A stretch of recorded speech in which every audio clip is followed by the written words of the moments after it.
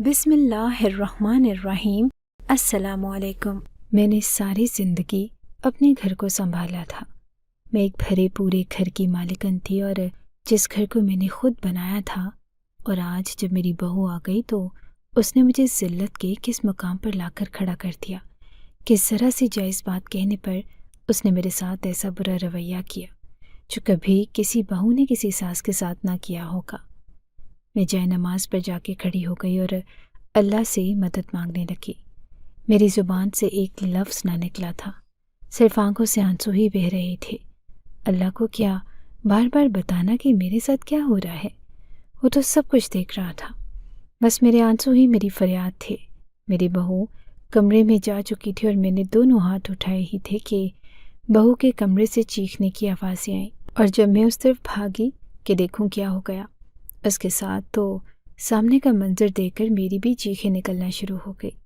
میں نے فوراً 1122 والوں کو کال ملا دی، کیونکہ وہی مدد کر سکتے تھے۔ کسی ایک انسان کا کام نہیں تھا، لیکن جب وہ آئے تو انہوں نے بھی انکار کر دیا۔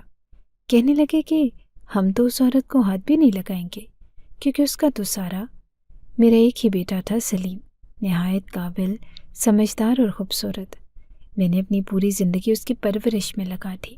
اس کی کامیابی اور خوشی ہمیشہ میری پہلی ترجیح رہی۔ ایک دن جب اس نے مجھ سے کہا کہ وہ شادی کرنا چاہتا ہے تو میرا دل خوشی سے جھوم اٹھا۔ میں نے روایتی ماؤں کی طرح اسے کوئی طعنہ نہ دیا، نہ ہی اس کے فیصلے پر اعتراض کیا، اور میں نے خوش دلی سے کہا، یہ تو بہت اچھی بات ہے بیٹا۔ اب میں سوچنے لگی کہ اس کے لیے کوئی اچھی سی لڑکی تلاش کروں۔ دل میں کئی خواب تھے، ایک ایسی بہو کا تصور جو نہ صرف میری بیٹی کی طرح ہو بلکہ میرے بیٹے کے معیار کی بھی ہو۔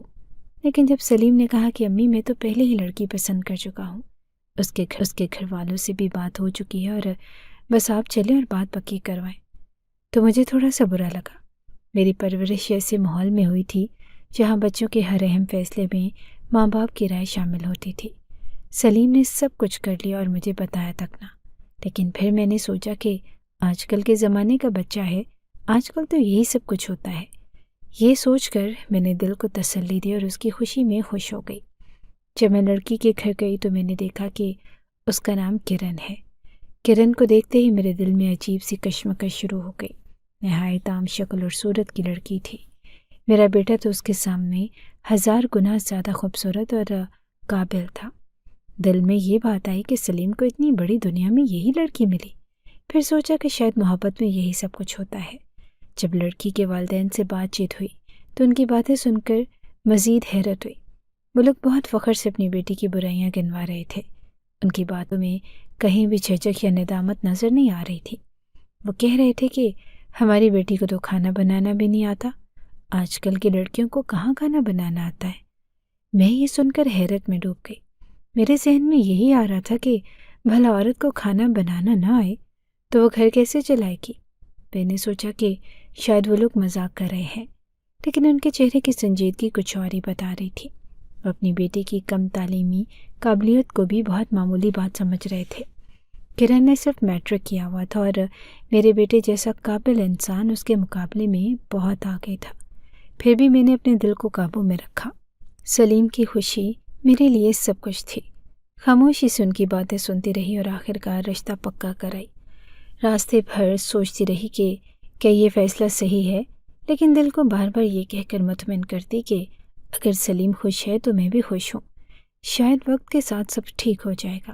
شادی تھا اور میں نے سوچا کہ سب کچھ سادہ اور خوش اسلوبی سے ہو جائے، لیکن کرن کے گھر والوں کی توقعات کچھ اور تھی۔ انہوں نے شادی کی تیاریوں کے دوران اپنی خواہشات اور مطالبات کی فہرست ہمیں تھما دی۔ کہنے لگے کہ ہمارے حساب سے آپ کو تیار ہو کر آنا ہے، بڑا والا شادی ہال بک کروانا ہے، اور یہ بات یاد رکھیں کہ ہم کسی بھی صورت اپنے معیار سے کم پر راضی نہیں ہوں گے۔ یہ سن کر میرا دل بیٹھ سا گیا۔ ہمارے خاندان میں تو ہمیشہ سادگی سے شادی کی جاتی تھی، اور جو ہال ہم نے بک کیا تھا وہ بھی برا نہ تھا، لیکن ان کی خواہشات نے ہمیں مجبور کر دیا کہ سب سے مہنگا اور بڑا مارکی ہال بک کریں۔ مجھے ان کے رویے اور باتیں بڑی عجیب لگ رہی تھی، لیکن میرا بیٹا سلیم کچھ بھی غلط نہیں سمجھ رہا تھا۔ وہ تو جیسے ان سب باتوں سے بے نیاز تھا، بس اپنی ہونے والی بیوی کو دیکھتا اور کہیں کھو جاتا۔ میری ایک قریبی رشتہ دار جو ان تیاریوں کا حصہ تھی میرے قریب آ کر کہنے لگی کہ نجمہ تمہارا بیٹا تو ابھی سے کرن کے صدقے واری جا رہا ہے، بعد میں کیا ہوگا؟ تم اکیلی ہو، بیوہ ہو، اور جب یہ دونوں اپنے کمرے میں چلے جائیں گے تو تم کیا کرتی رہو گی؟ اس کی بات سن کر میرے دل میں ایک لمحے کے لیے خوف ضرور آیا، لیکن میں نے خود کو سنبھال لیا۔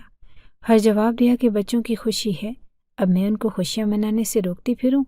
وہ عورت مایوسی سے بولی کہ پچھتاؤ گی نجمہ، ماں ہو تو ماں کی طرح سختی سے پیش آنا چاہیے۔ میں نے مسکرا کر کہا کہ ماں میں سختی کہاں ہوتی ہے، ماں تو محبت کرنے والی ہوتی ہے۔ اس وقت میں نے اس کی باتوں پر زیادہ دھیان نہ دیا۔ میرا دل کہتا تھا کہ سب ٹھیک ہو جائے گا، کرن کو بیاہ کر ہم گھر لے آئے، اور میں نے سوچا کہ اب سب سکون سے ہوگا اور ہمارا گھر خوشیوں سے بھر جائے گا۔ لیکن شادی کے اگلے ہی دن کرن نے اپنے رنگ دکھانے شروع کر دیے۔ ابھی سب لوگ شادی کی خوشیوں میں مصروف تھے کہ کرن کے رویے میں ایک عجیب سا بدلاؤ کرتی، ہر چیز میں نقص نکالتی اور ہمارے طریقوں کو ناپسندیدہ انداز میں رد کرتی۔ میرے دل کو دھچکا لگا، لیکن میں نے سوچا کہ شاید یہ نئی دلہن کی تھکن ہے، کچھ دنوں میں سب ٹھیک ہو جائے گا۔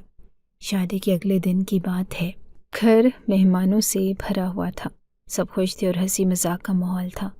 ایسے میں کسی نے کہا کہ کرن، ہماری ایک رسم ہے کہ نئی دلہن کھیر بناتی ہے، تم سے کھیر پکواتے ہیں۔ اور کرن نے فوراً جواب دیا، میں کوئی کام کرنے تھوڑی آئی ہوں۔ اس کے یہ الفاظ سن کے پورا ماحول جیسے ٹھٹک سا گیا۔ سب کو حیرت ہوئی کہ وہ اتنی بے تکلفی اور بے نیازی سے یہ بات کہہ رہی ہے۔ میں نے اس کی بات کو مذاق میں ڈالنے کی کوشش کی اور کہا کہ کوئی بات نہیں، ہم تو تمہارے ساتھ ہوں گے، ساتھ ساتھ بتائیں گے کہ کھیر کیسے بنانی ہے، تمہیں تو بس چمچ چلانا ہوگا۔ لیکن کرن نے یہ بات بھی ماننے سے انکار کر دیا اور بولی کہ میں تو چمچ بھی نہیں ہلا سکتی، اور آپ لوگوں کو میرے ماں باپ نے پہلے ہی بتایا تھا کہ مجھے کھانا بنانا نہیں آتا، پھر آپ لوگ مجھے کیوں چڑھا رہے ہیں؟ اس کی باتوں کا انداز میرے دل کو چبھ گیا، لیکن میں نے ماحول خراب نہیں ہونے دیا اور میں خاموش رہی۔ مگر میری ایک رشتہ دار سے رہا نہ گیا۔ وہ میرے پاس آ کر کہنے لگی کہ نجمہ دیکھ لے، اس کا پہلا قدم اس گھر میں پڑا ہے تو سوچ آخر کہاں پڑے گا؟ تم تو پھنس گئی۔ خاندان میں ایک سے ایک لڑکی موجود تھی اور تیرا بیٹا تو پورے خاندان کا سب سے قابل لڑکا تھا، لیکن تو نے اس کی شادی باہر کر دی اور ہماری لڑکیوں کو ریجیکٹ کر دیا۔ ان کی باتیں سن کر میرا دل اندر ہی اندر ٹوٹ رہا تھا۔ میں کیا بتاتی کہ یہ سب کچھ میرے بیٹے نے خود طے کیا تھا۔ وہ لوگ یہی سمجھ رہے تھے کہ میں جھوٹ بول رہی ہوں اور اپنی بہو کی حمایت کر رہی ہوں۔ شام کو کرن کی ماں کا فون آ گیا۔ ان کا لہجہ بھی کرن کی طرح ہی تھا، بلکہ شاید اس سے بھی زیادہ تلخ۔ کہنے لگی کہ ہم نے آپ کو پہلے ہی بتایا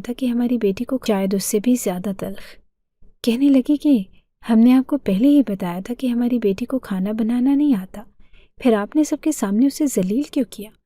میں نے اپنی صفائی دی اور کہا کہ یہ تو رسم ہے اور مذاق میں بات ہو رہی تھی، لیکن وہ مزید غصے میں آ گئی اور کہنے لگی کہ آپ ہماری بیٹی کو پریشان مت کریں، کھانا بنانا کون سا مشکل کام ہے، آج کل تو نوکرانیاں مل جاتی ہیں اور آپ نوکر رکھ لیں، اس کے پیسے ہم دیں گے۔ ان کے یہ الفاظ میرے دل پر بجلی بن کر گرے۔ ان لوگوں کو اپنے پیسے کا غرور تھا اور وہ ہر مسئلے کو پیسوں سے حل کرنا چاہتے تھے۔ میری طبیعت بگڑنے لگی۔ میں نے اپنی زندگی میں کبھی ایسا لہجہ نہیں سنا تھا، اور میرا شوہر جو اب دنیا میں نہ تھا ہمیشہ مجھ سے دھیمے لہجے میں بات کرتا تھا۔ جس عورت نے شوہر کی محبت اور نرمی دیکھی ہو، اس کے لیے دنیا کے تلخ لہجے اور بھی زیادہ تکلیف دہ ہوتے ہیں۔ اب میں سوچنے لگی کہ بیٹے سے بات کروں کہ وہ اپنی بیوی کو سمجھائے کہ ابھی تو شادی کے چند دن ہوئے ہیں، ذرا ہاتھ ہلکا رکھے۔ لیکن میرا بیٹا تو ویسے ہی اس کا گرویدہ ہو چکا تھا۔ وہ شادی کے دوسرے دن ہی کرن کو ہنی مون پر لے گیا۔ یہ وقت میرے لیے بہت مشکل تھا۔ گھر میں مہمانوں کی آمد و رفت ختم ہو چکی تھی اور میں اکیلی رہ گئی۔ پورا 1 مہینہ گزر گیا اور سلیم اور کرن واپس آئے۔ جب وہ آئے تو گھر کا راشن ختم ہو چکا تھا۔ میں نے کئی بار بیٹے کو فون کیا کہ راشن ختم ہو رہا ہے، لیکن اس نے پیسے نہیں بھیجے۔ واپس آ کر کہنے لگا کہ امی ہم تو صرف 2 دن لیٹ آئے ہیں، راشن لے آتے ہیں۔ وہ راشن تو لے آیا، لیکن ان 2 دنوں میں نے ٹھیک سے کچھ نہیں کھایا تھا۔ میں ایک بوڑھی عورت ہوں اور ٹھیک سے نہ کھانے کی وجہ سے میری طبیعت خراب ہو گئی۔ مجھے بخار ہو گیا اور کمزوری نے مجھے مزید بیمار کر دیا۔ बूढ़े लोगों को बीमारी लग जाए तो वो जल्दी ठीक नहीं होते। मैंने 1 हफ्ते तक बीमारी झेली, लेकिन फिर भी अपनी ज़ुबान से कुछ ना कहा। मुझे और मेरे घर के असूलों को नज़रअंदाज कर थी। मेरे बेटे की तवज्जो मुकम्मल तौर पर किरण पर मरकूज़ थी और मैं तन्हाई में डूबती जा रही थी। यही सोचती रही कि क्या मेरा बेटा कभी समझेगा कि मैंने उसकी खुशियों के लिए अपनी सारी ख्वाहिशात कुर्बान कर दी। लेकिन शायद अब उसके दिल में मेरे लिए वो जगह बाकी न रही थी जो कभी हुआ करती थी।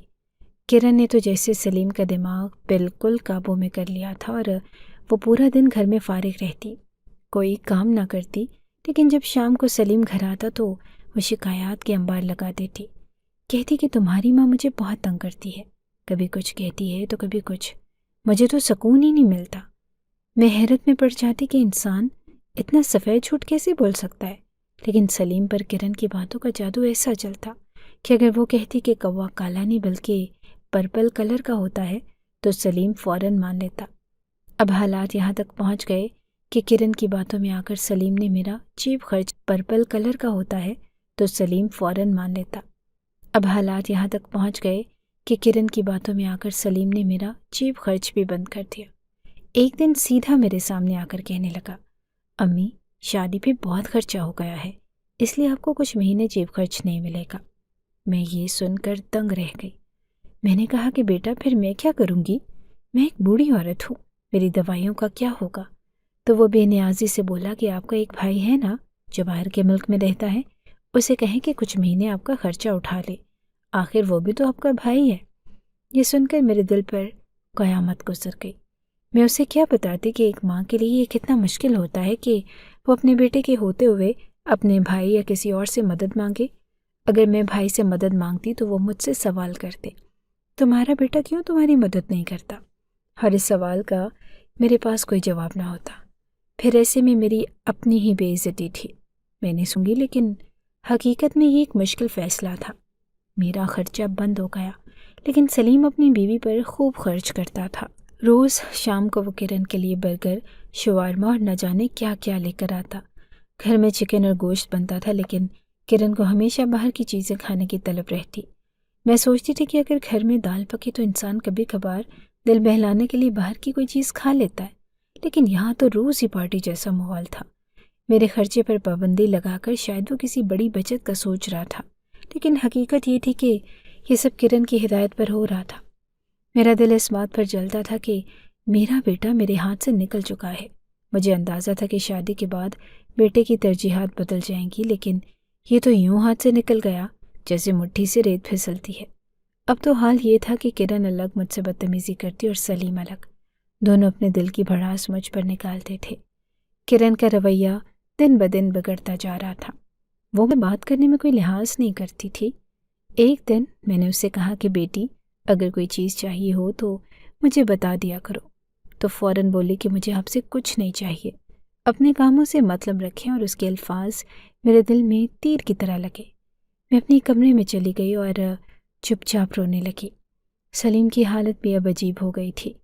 वो न सिर्फ किरण की बातों में आकर मेरी बातें नज़रअंदाज करता, बल्कि अगर मैं कुछ कहती तो वो झंझला जाता। एक दिन मैंने उससे कहा कि बेटा, तुम्हारा रवैया बदल गया है, तुम मुझसे क्यों दूर हो गए हो। तो वो बोला कि अम्मी, आपको हर बात में मसला क्यों होता है, किरण मेरी बीवी है, उसकी इज्जत करे। ये सुनकर मुझे महसूस हुआ कि मेरा बेटा तो वही बोल रहा था जो किरण ने उसे सिखाया था।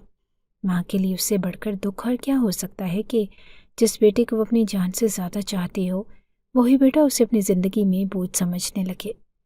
किरण की फरमाइशें कभी ख़त्म होने की मशीन चाहिए जो बिल्कुल नहीं है, और ख़ास बात यह है कि उसके साथ बाल सीधे करें तो 3 दिन तक बाल बिल्कुल सीधे रहते हैं। मैं हैरान रह गई क्योंकि किरण ने ये बात जानबूझकर मेरे सामने की थी, जैसे वो मुझे नीचा दिखाने के लिए सब कर रही हो। मेरा बेटा सलीम, जो किरण के हर नखरे को पूरा करने में लगा रहता था, फ़ौरन अपना कार्ड निकाला और उसे पकड़ाते हुए बोला, जाओ जाकर ले आओ मशीन। मैंने ये सब देखा तो दिल जल कर रह गया, लेकिन कुछ कहा नहीं। और उस दौरान मैंने मौका देकर सलीम से कहा कि बेटा, मेरी दवाइयाँ ख़त्म हो गई हैं, कुछ पैसे दे दो ताकि दवाइयाँ ले सकूं। लेकिन इस बार उसका जवाब सुनकर मेरी रूह कांप गई। कहने लगा कि अम्मी, अभी मेरा हाथ तंग है और कुछ दिन इंतज़ार कर ले। یہ الفاظ میرے دل میں ایسے چھید کر گئے جیسے کوئی زخم پر نمک چھڑکتے۔ مجھے سمجھ نہیں آ رہا تھا کہ یہ میرا بیٹا ہے یا کوئی اور، وہی بیٹا جو پہلے میری ہر چھوٹی سے چھوٹی بات کا خیال رکھتا آ رہا تھا کہ یہ میرا بیٹا ہے یا کوئی اور، وہی بیٹا جو پہلے میری ہر چھوٹی سے چھوٹی بات کا خیال رکھتا تھا، آج کرن کی خوشی کے لیے میری ضروریات کو نظر انداز کر رہا تھا۔ میں سوچ میں پڑ گئی کہ کرن کے ساتھ رہتے ہوئے وہ بھی جھوٹ بولنا سیکھ چکا تھا۔ اگلے دن کرن گھر واپس آئی تو اس کے ہاتھ میں وہ مشین تھی۔ وہ خوشی سے نہال ہو رہی تھی، جیسے کوئی بڑی کامیابی حاصل کر لی ہو۔ اس نے فوراً مشین نکالی اور اپنے بال سیدھے کرنا شروع کر دیے۔ اب روزانہ وہ اس مشین کے ساتھ اپنے بال سنوارتی اور پورے گھر میں زلفیں لہراتی پھرتی۔ اس کے انداز میں غرور جھلکتا تھا، جیسے وہ مجھے دکھانا چاہتی ہو کہ اس کی ہر خواہش پوری ہو سکتی ہے۔ گھر کے باقی معاملات کی طرف کرن کا کوئی دھیان نہ تھا۔ صفائی، کھانا پکانا یا گھر کے کسی اور کام کو ہاتھ لگانے کا تو سوال ہی پیدا نہیں ہوتا تھا۔ اگر میں خود گھر کے کام نہ کرتی تو گھر گندے کا گندا پڑا رہتا۔ میں بوڑھی اور بیمار عورت تھی، لیکن پھر بھی گھر کی صفائی اور کھانے کی فکر مجھے ہی کرنی پڑتی۔ اگر میں کچھ نہ کرتی تو کرن اور سلیم کو کوئی پرواہ نہ تھی۔ کھانے کا یہ حال تھا کہ گھر میں کچھ نہیں پکتا تھا اور ہر دن بازار سے کھانے منگوائے جاتے تھے۔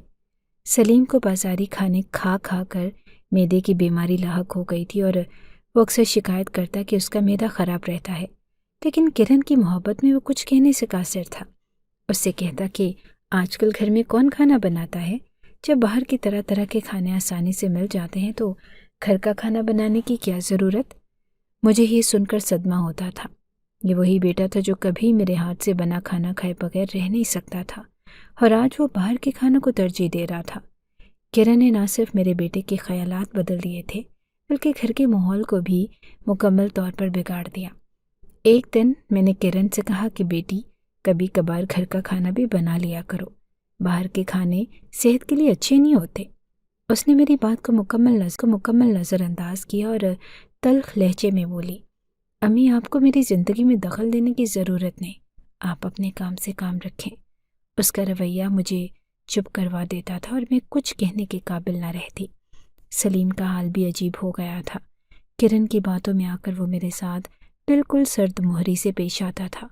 اگر میں اس سے کوئی بات کرتی تو وہ فوراً جھنجھلا جاتا۔ ایک دن میں نے کہا کہ بیٹا تمہارا رویہ بدل گیا ہے، تم مجھ سے بات بھی ٹھیک سے نہیں کرتے، کیا میں تمہارے لیے اب اہم نہیں رہی؟ تو وہ بولا کہ امی آپ کو ہر بات میں مسئلہ کیوں ہوتا ہے؟ کرن میری بیوی ہے اور آپ کو اس کی عزت کرنی چاہیے۔ یہ سن کر میرا دل چاہا کہ زمین پھٹ جائے اور میں اس میں سما جاؤں۔ وہ بیٹا جسے میں نے اپنے خون پسینے سے پالا تھا، آج مجھے ہی نصیحت کر رہا تھا کہ میں کرن کی عزت کروں۔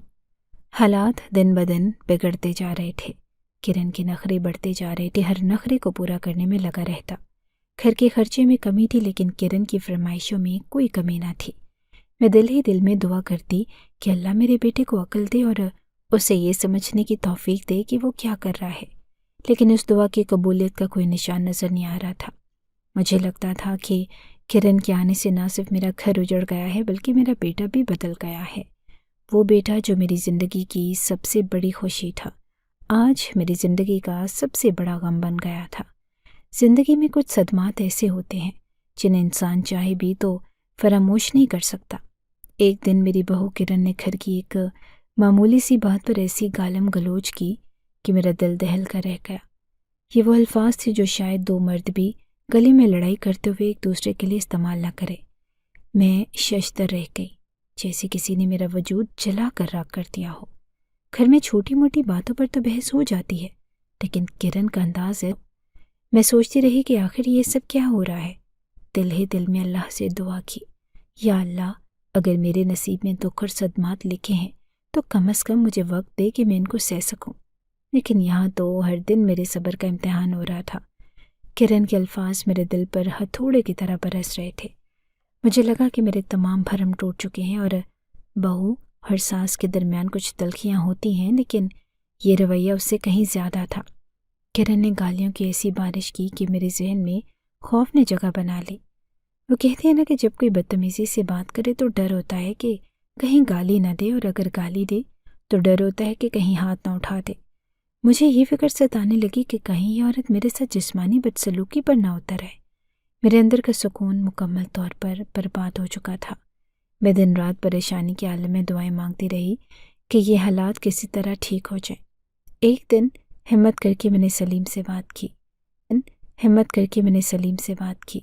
میں نے سوچا کہ شاید میرا بیٹا میری بات سمجھے گا اور میری حمایت کرے گا، لیکن کرن نے پہلے ہی سلیم کے کان بھر دیے، اور جب میں نے اپنے بیٹے سے کہا کہ کرن نے مجھے گالیاں دی تو اس نے ایسا جواب دیا کہ میرے پاؤں کے نیچے سے زمین نکل گئی۔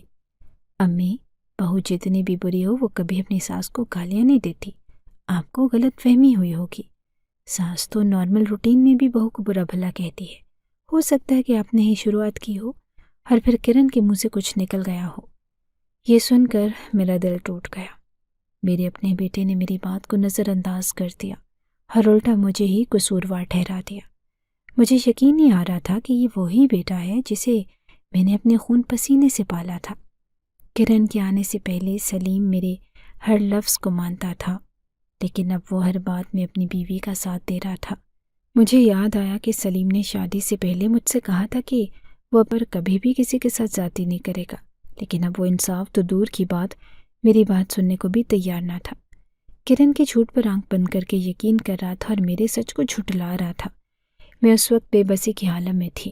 ایک طرف میری بہو کی گالم گلوچ تھی اور دوسری طرف میرے بیٹے کا انکار۔ مجھے سمجھ نہیں آ رہا تھا کہ میں کیا کروں اور کس سے بات کروں۔ دل چاہا کہ اپنے دکھ کسی قریبی رشتہ دار سے شیئر کروں، لیکن میں نے فوراً یہ خیال دل سے نکال دیا۔ میں جانتی تھی کہ رشتہ دار میری بات کو سنجیدگی سے نہیں لیں گے اور الٹا یہ کہیں گے کہ یہ سب میری اپنی غلطی ہے۔ میں دن رات یہی سوچتی رہتی کہ آخر میرے ساتھ یہ سب کیوں ہو رہا ہے۔ میں نے اپنی زندگی میں کبھی کسی کو تکلیف نہ دی تھی، پھر بھی مجھے اتنے دکھ کیوں مل رہے تھے؟ اور میری بہو نے صرف میرا گھر برباد کر دیا تھا بلکہ میرے بیٹے کو بھی مجھ سے دور کر دیا۔ کرن کے رویے نے میرے دل پر گہرے زخم چھوڑے، لیکن سب سے بڑا زخم میرے بیٹے کے انکار۔ اپنے ہی بچے آپ کو نہ سمجھے تو دنیا کا ہر دکھ چھوٹا لگتا ہے۔ میں یہ سوچتی رہی کہ اگر میرا بیٹا میری بات کو نہیں مانے گا تو اور کون میرا ساتھ دے گا۔ میں نے فیصلہ کیا کہ اب میں اپنی زندگی اللہ کے سپرد کر دوں گی۔ میں دعا کرتی رہوں گی کہ اللہ میرے بیٹے کو عقل دے اور اسے یہ سمجھنے کی توفیق دے کہ وہ اپنی ماں کے ساتھ کیا کر رہا ہے۔ لیکن دل کے کسی گوشے میں ایک امید باقی تھی کہ شاید حالات بہتر ہو جائیں، شاید میرا بیٹا دوبارہ وہی بن جائے جو پہلے تھا۔ پانی اب سر کے اوپر سے گزر چکا تھا۔ دن بدن میرے دل پر لگنے والے زخم گہرے ہوتے جا رہے تھے، لیکن جو کچھ اس دن ہوا وہ میری زندگی کی سب سے کڑوی حقیقت بن گیا۔ میرا بیٹا اس دن گھر پر نہ تھا اور اس نے بتایا کہ وہ رات کو بھی نہیں آئے گا۔ شاید اس لیے کرن کو ہمت مل گئی کہ اپنی تمام حدود کو پار کر دے۔ دن کی ابتدا معمول کے مطابق ہوئی تھی، لیکن شام کے قریب ایک چھوٹی سی بات پر کرن نے لڑائی جھگڑا شروع کر دیا۔ اس نے میرے ساتھ بدتمیزی کی اور وہی کھسی پیٹی باتیں دہرانے لگی جنہیں سن کر میرا دل خون کے آنسو روتا تھا۔ لیکن اس بار اس نے ایک ایسی بات کہی جس نے میرے دل کو چیر کر رکھ دیا۔ کرن نے میرے سامنے اعتراف کیا کہ اس نے ہی میرے بیٹے کو روکا تھا کہ مجھے خرچہ نہ دے۔ میں نے ہی کہا تھا کہ اسے کہ تمہیں ایک پیسہ نہ دے، اور دیکھو اس نے میری بات مان لی۔ یہ سن کر مجھے ایسے لگا جیسے کسی نے میرے دل پر خنجر مار دیا ہو۔ میری آنکھوں کے سامنے اندھیرا چھا گیا۔ میرے لیے یہ محض ایک جملہ نہیں تھا، یہ ایک ماں کے تمام خوابوں، امید اور محبت کا قتل تھا۔ میرے دل کی دھڑکن تیز ہو چکی تھی اور میں اپنے غصے پر قابو نہیں رکھ پائی۔ میں نے کرن کو سخت لہجے میں کہا کہ تم نے میرے بیٹے کو مجھ سے چھین لیا ہے، لیکن یاد رکھو اللہ تمہارا حساب لے گا۔ یہ سنتے ہی کرن نے جوتا اٹھایا اور میرے منہ پر دے مارا۔ یہ ذلت کی آخری حد تھی۔ میں بے بس ہو کر کرسی پر گر گئی۔ میرے اندر ایک طوفان برپا تھا۔ میری آنکھوں سے آنسو بہنے لگے، لیکن میں نے خود کو سنبھالا اور نماز کے لیے کھڑی ہو گئی۔ نماز پڑھتے ہوئے میں نے اللہ سے کوئی شکایت نہ کی، نہ ہی کچھ مانگا۔ میں نے بس اپنے آنسو اللہ کے سامنے بہائے اور کہا کہ یا رب اب تو ہی انصاف کر۔ نماز کے بعد میں اپنی جگہ بیٹھی اللہ سے دعا کر رہی تھی کہ اچانک کرن کے کمرے سے چیخنے اور چلانے کی آوازیں آنے لگی۔ یہ کوئی معمولی چیخ اور پکار نہیں تھی، یہ آوازیں شدید تکلیف اور اذیت کی تھی۔ پہلے تو مجھے سمجھ نہیں آیا کہ یہ کیا ہو رہا ہے، لیکن جب میں اس کے کمرے کی طرف بڑھی تو وہاں کا منظر دیکھ کر میرے قدم زمین میں جم گئے۔ کرن فرش پر تڑپ رہی تھی۔ اس کا چہرہ سرخ ہو رہا تھا اور وہ اپنی سانسیں درست طریقے سے نہیں لے پا رہی تھی۔ کمرے میں کچھ ایسا ہوا جو اسے ناقابل برداشت تکلیف دے رہا تھا۔ مجھے فوری طور پر سمجھ آ گیا کہ یہ معاملہ طبی نہیں بلکہ کچھ اور ہے۔ میرے دل میں کئی خیالات گردش کرنے لگے کہ میں اسے بچانے کی کوشش کروں، لیکن اگر میں نے ایسا کیا تو شاید میں خود بھی کسی مصیبت میں پھنس سکتی تھی۔ میرے ذہن میں کرن کے وہ الفاظ گونجنے لگے جب اس نے میرے بیٹے کو میرے خلاف کر دیا تھا۔ میں نے دل ہی دل میں فیصلہ کیا کہ یہ معاملہ میرے ہاتھ سے نکل چکا ہے اور اب صرف اللہ ہی اس کا فیصلہ کرے گا۔ جلدی سے میں نے اپنا فون اٹھایا اور 1122 کو کال میں لائی۔ ہمارے علاقے کا ایمرجنسی سینٹر ہمارے گھر کے پیچھے ہی تھا اور مجھے معلوم تھا کہ وہ چند ہی منٹوں میں پہنچ جائیں گے۔ 2 منٹ کے اندر ہی ایمرجنسی ٹیم ہمارے دروازے پر پہنچ گئی۔ میں نے دروازہ کھولا اور انہیں جلدی سے کرن کے کمرے کی طرف لے گئی۔ انہوں نے کرن کو فوراً طبی امداد دی، لیکن اس کی حالت مسلسل بگڑتی جا رہی تھی۔ وہ چیخ اور پکار کر رہی تھی جیسے اسے کسی ناقابل برداشت اذیت کا سامنا ہو۔ میں کمرے کے کونے میں کھڑی یہ سب دیکھ رہی تھی۔ میرے دل میں انہوں کا امتزاج تھا، خوف اس بات کا کہ کرن کے ساتھ کیا ہو رہا ہے اور اطمینان اس بات کا کہ شاید یہ سب اللہ کی جانب سے ہو رہا ہے۔ کرن کو ایمبولینس میں ڈال کر ہاسپٹل لے جایا گیا۔ وہ جاتے وقت بھی بار بار چیخ رہی تھی اور اپنی تکلیف کا اظہار کر رہی تھی۔ میں اپنی جگہ کھڑی بس یہ سوچ رہی تھی کہ اللہ کا انصاف کبھی دیر سے آتا ہے، لیکن جب آتا ہے تو مکمل ہوتا ہے۔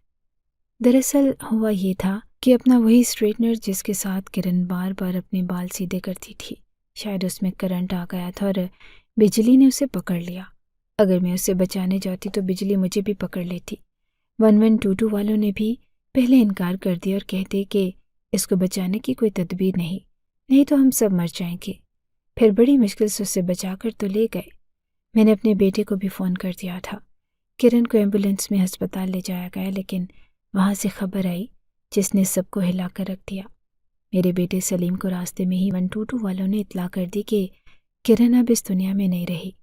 وہ ہسپتال پہنچنے سے پہلے ہی اپنی زندگی کی بازی ہار چکی تھی۔ یہ خبر سنتے ہی میرے دل میں مختلف جذبات کا طوفان امٹ آیا۔ ایک طرف کرن کے رویے اور مظالم کی یادیں تھی، تو دوسری طرف میرے بیٹے کے لیے افسوس کہ وہ اپنی بیوی کو کھو چکا ہے۔ لیکن جب کرن کی میت گھر پہنچی تو میرے اندر ایک عجیب سی خاموشی چھا گئی۔ کرن جب گھر واپس آئی تو وہ کرن نہیں تھی جو ہر وقت اپنی موجودگی کا احساس دلانے کے لیے لڑائی جھگڑے کرتی تھی۔ اب سب اسے میت کہہ رہے تھے۔ گھر میں خاموشی چھائی ہوئی تھی اور لوگ اس کی موت پر افسوس کر رہے تھے، لیکن میرے بیٹے کی کیفیت نے مجھے حیران کر دیا۔ سلیم نہ تو رو رہا تھا اور نہ ہی افسوس کرتا دکھائی دے رہا تھا۔ اس کی آنکھوں میں وہ پریشانی نظر نہیں آ رہی تھی جو عام طور پر ایک شوہر کی آنکھوں میں بیوی کی موت کے بعد ہوتی ہے۔ میں نے دل ہی دل میں سوچا کہ شاید صدمے کی شدت نے اسے گمسم کر دیا ہو، لیکن میرا یہ خیال غلط تھا۔ جب کرن کو مٹی کے سپرد کیا گیا تو میں نے اللہ سے دعا کی کہ وہ اسے معاف کرے۔ میرے دل میں اس کے لیے کوئی نفرت نہ تھی۔ اس کے رویے نے مجھے بہت اذیت دی، لیکن موت سب کے لیے ایک سبق ہوتی ہے۔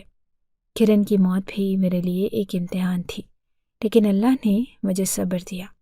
رات کو جب سب لوگ چلے گئے اور گھر میں صرف میں اور وہ سلیم رہ گئے تو اس نے مجھ سے آ کر بات کی۔ اس کی آواز میں ایک عجیب سی سنجیدگی تھی اور جو پہلے کبھی نہیں دیکھی تھی۔ اس نے کہا کہ امی میں آپ سے ایک بات کرنا چاہتا ہوں۔ میں نے اس کی طرف دیکھا اور کہا کہ کہو بیٹا۔ سلیم نے جھجکتے ہوئے بات شروع کی۔ امی، جب کرن آپ کے ساتھ لڑائی جھگڑا کر رہی تھی اور اپنی جیت کے جھنڈے گاڑنے کی باتیں کر رہی تھی تو اس وقت اس کا موبائل میرے ساتھ کال پر کنیکٹ تھا۔ یہ سن کر میں حیرت میں پڑ گئی۔ کیا مطلب؟ میں نے پوچھا کہ امی کرن نے غلطی سے میرا نمبر ڈائل کر دیا تھا اور میں نے کال اٹھا لی۔ وہ شاید یہ بات بھول گئی تھی اور جو کچھ وہ آپ کے ساتھ کر رہی تھی وہ سب میں سن رہا تھا۔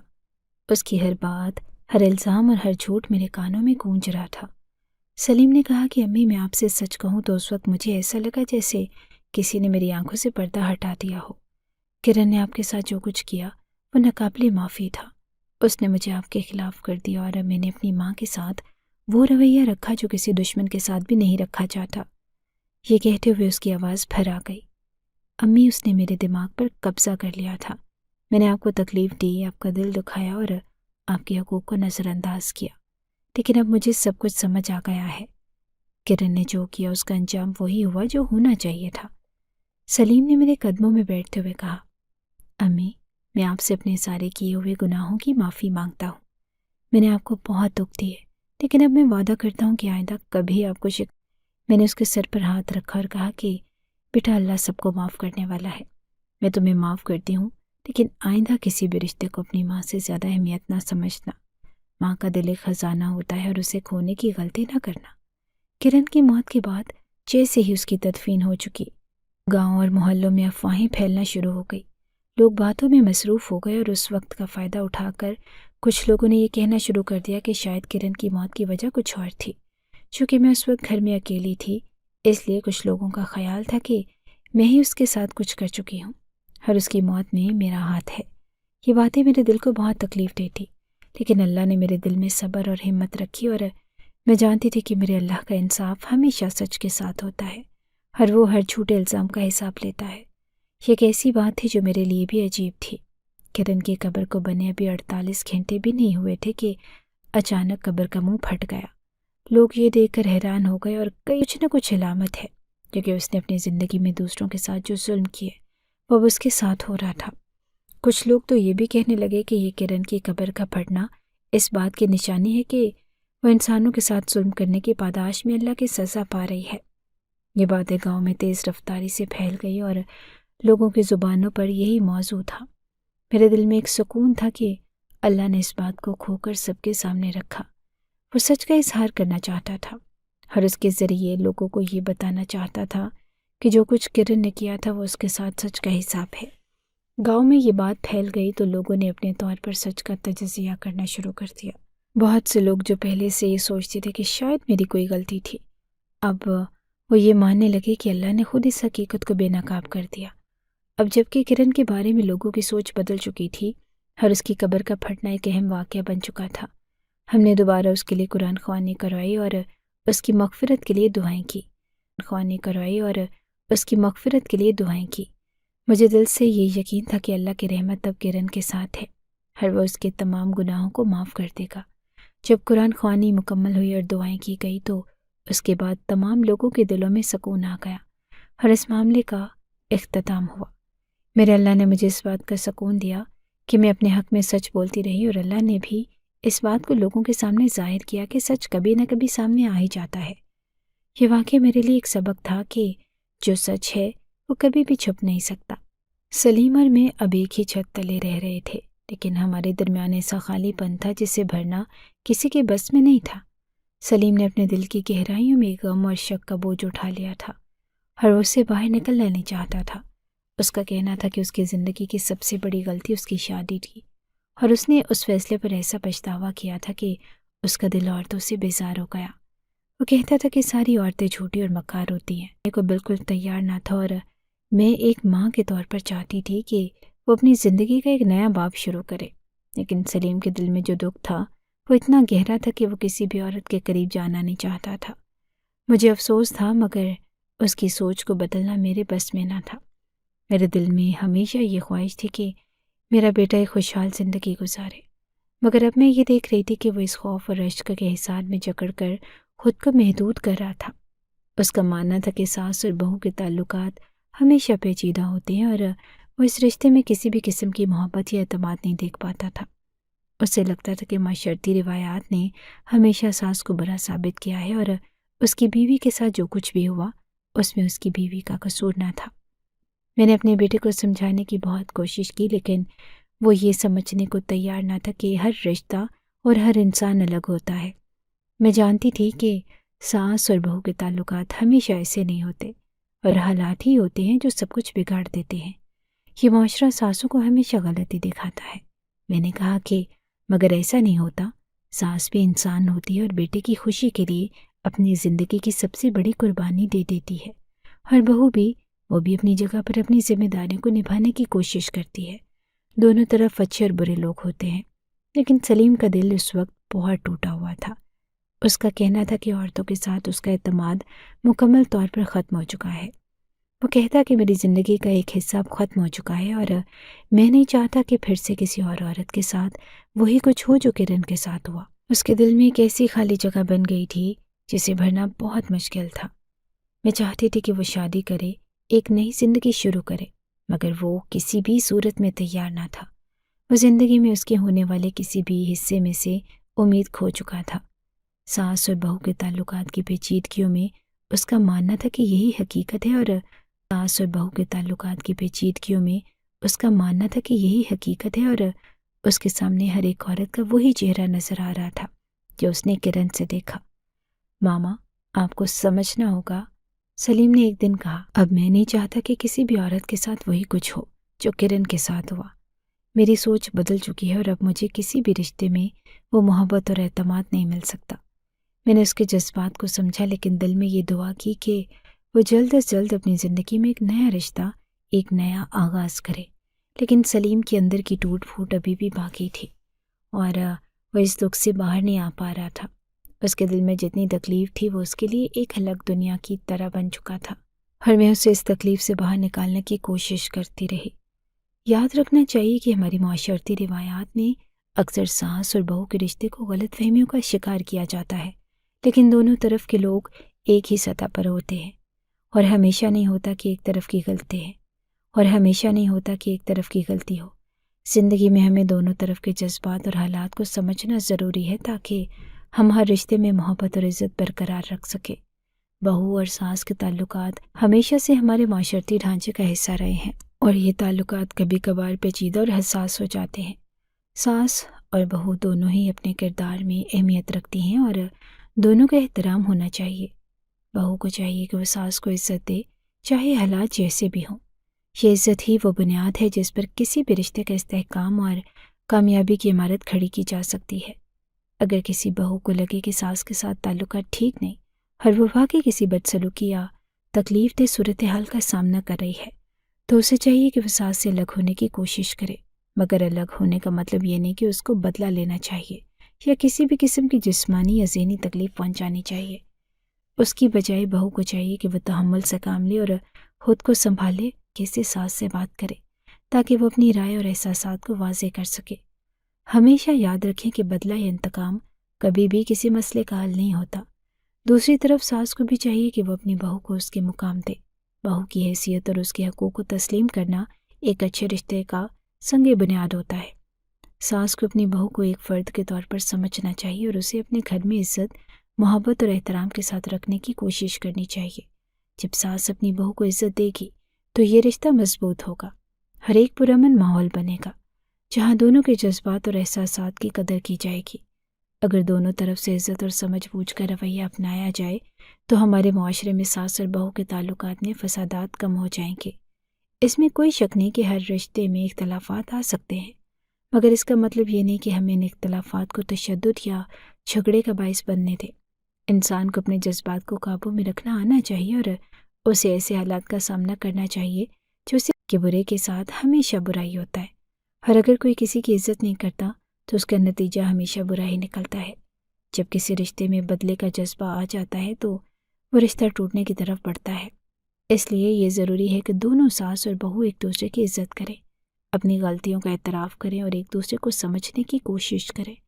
اگر دونوں طرف سے سمجھوتا کیا جائے تو وہ رشتہ مضبوط ہو سکتا ہے اور خاندان میں محبت اور سکون کا ماحول قائم رہ سکتا ہے۔ نتیجتاً ہم سب کو یہ سمجھنا چاہیے کہ عزت اور احترام کے ساتھ ہر رشتہ کامیاب ہو سکتا ہے۔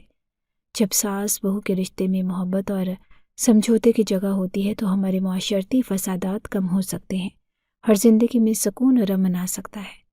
بڑی مشکل سے سلیم کو سمجھایا کہ زندگی میں اچھے اور برے لوگ ہر جگہ ہوتے ہیں اور کسی کی بدسلوکی کو سب پر نافذ نہیں کیا جا سکتا۔ اس کی زندگی میں جو دکھ اور تکالیف آئی تھی ان کا اثر اس کی سوچ پر پڑا، لیکن اب بری نہیں ہوتی۔ بہت سوچنے کے بعد سلیم نے فیصلہ کیا کہ وہ اب دوبارہ شادی کرے گا، اور میں نے اس کے لیے ایک ایسی لڑکی ڈھونڈی جو پہلے بیوہ ہو چکی تھی۔ یہ لڑکی سلیم سے عمر میں تھوڑی بڑی تھی اور زیادہ خوبصورت بھی نہ تھی، مگر اس میں ایک خاص بات تھی کہ وہ سلیم کے دل اور زندگی میں سکون لے کر آئی۔ اس لڑکی نے نہ صرف سلیم کے گھر کی دیکھ بھال کی بلکہ اس نے اپنے دل سے سلیم کی ماں بننے کی کوشش کی۔ اس کا سلوک ایسا تھا کہ ہر دن سلیم اور اس کے خاندان کے لیے جنت بن کر آیا۔